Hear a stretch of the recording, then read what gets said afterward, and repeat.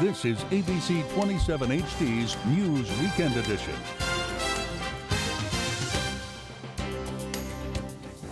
One day after a tornado swept through a South Georgia community, we are getting a first look at the damage left behind. ABC 27 News has been keeping track of the devastation. Tonight, neighbors are coming together to help one another clean up what's left of their homes, churches, and businesses. Good evening. I'm Patty Santos in for Greg Angel. According to the National Weather Service, the tornado's path affected a 20-mile radius. Take a look at the area in this map and the video shot just hours after the storm. The tornado started in Lowndes County near Cat Creek Road and Highway 122, and it ended in Lakeland. Officials say the tornado started off as an EF1 category with estimated winds anywhere from 70 to 110 miles per hour. Somewhere in the middle, it intensified into an EF2 category with wind gusts of anywhere from 110 to 160 miles per hour. And by the time it hit Lanier County, it became a low-grade EF3 category with wind speeds at approximately 180 miles per hour. Tonight, tornado victims are also sharing their stories of survival. This Lakeland man and his family held on for their lives as that tornado tore the walls and roof off their home. He tells us he heard what sounded like a train, went outside and saw the turning clouds. No one was hurt. Tonight, church members are helping his family clean up and salvage whatever they can from the rubble. I went inside and told my wife and the one daughter that was awake to get to what I thought would be a safe room. And I tried to wake up the other one that was asleep on the couch, and she was just kind of frozen and didn't understand what was going on. And I knew it was on top of us at that time. And I just pushed her down on the floor and lay down on top of her, looked behind me and watched the walls, just every bit of the structure fly up and over us. Just leave us right there. Such a scary scene there. His home is less than a quarter mile from the Lewis Smith Memorial Hospital. A storage building behind the hospital was mangled and ripped off its foundation. The tornado hit the area shortly before 1 yesterday afternoon. 1 to 10, probably about a 20. Yeah, I was hitting the road. I was gone. This Tri-County woman describing her level of fear with yesterday's tornado experience. Denise Brault says she lives about a quarter mile from where the tornado touched down. She tells us she was home alone when she heard the warning sirens go off. Brault says within moments she grabbed her purse, phone, and ran into the garage for shelter. It sounded like semi-trucks coming down the highway at 90 miles an hour, one after another. And I shut the door and went to the back of the garage and stayed there until my husband showed up about 15 minutes later, and we headed back into town where it was better. Brault and her husband had to take alternate routes to get back into town this morning because there were still a lot of trees blocking the roadways. Well, tonight, many homeowners are holding their breath, hoping their insurance companies will help cover the cost of the damage. A Lowndes County woman tells us she'll have to wait 3 days for an insurance adjuster to take a look at her home.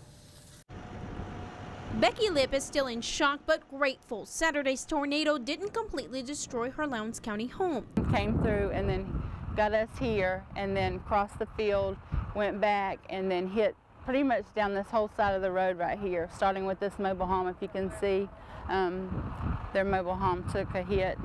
She tells us how strong winds knocked out several nearby trees and even lifted the roof off her home. We got home probably about 6:30 last night, and my husband was up on the roof trying to see if anything was leaking inside the house, and we did. Like I say, we have some leaking in the attic, but then we had to come back today and assess the damage, so we've got somebody else coming back to help us put the tarp on the middle of the house there. Roadblocks all around the area prevented her from getting home sooner to stop the rain from leaking into the hole on her roof. All we could see were like, emergency vehicles like this, and then the power lines, you could see them just laying down. They were just all laying down in the ditch, and these big pine trees like this were what was holding them down. Her neighbors all suffered similar damage, and due to the high number of claims filed in the area, she'll have to wait 3 days for an insurance adjuster to look at her home.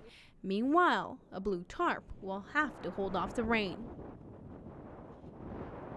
The South Georgia chapter of the Red Cross has volunteers in the affected areas helping victims. They're also taking donations. Now they're urging storm victims who need assistance to call their office at 229-242-7404.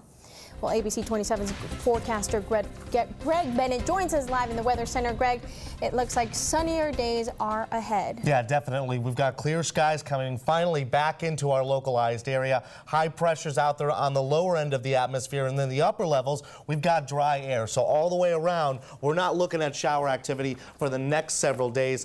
Check out the southeast radar system. Not really much happening for the rest of our localized viewing area. North Florida, South Georgia, Alabama, you don't have to worry about that cold front anymore that brought in that devastating tornado activity. On top of that, some severe weather as well.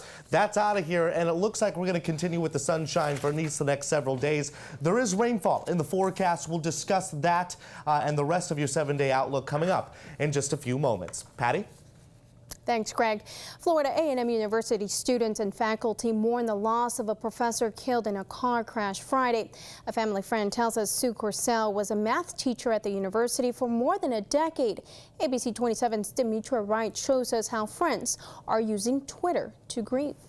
Rest in peace, Sue Corsell. It's a sentiment echoed throughout the Florida A&M student body as well as the faculty. They're taking to Twitter and remembering this woman, Sue Corsell. She was a 68-year-old professor killed in a car crash Friday night. It happened here at the intersection of Capitol Circle Northwest and Tower Road, where her SUV collided with another truck. Tallahassee police say emergency responders tried to resuscitate Corsell, but she was later pronounced dead. Corsell taught math at the university for more than a decade.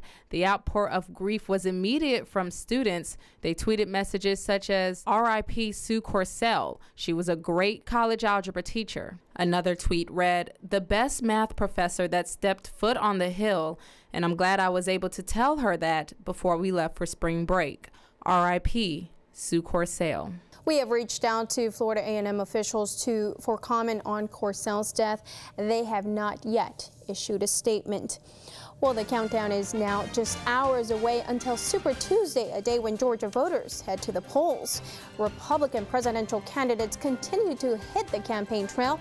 Coming up on ABC 27 News Weekend, see which Republican front runner is leading in the delegate vote.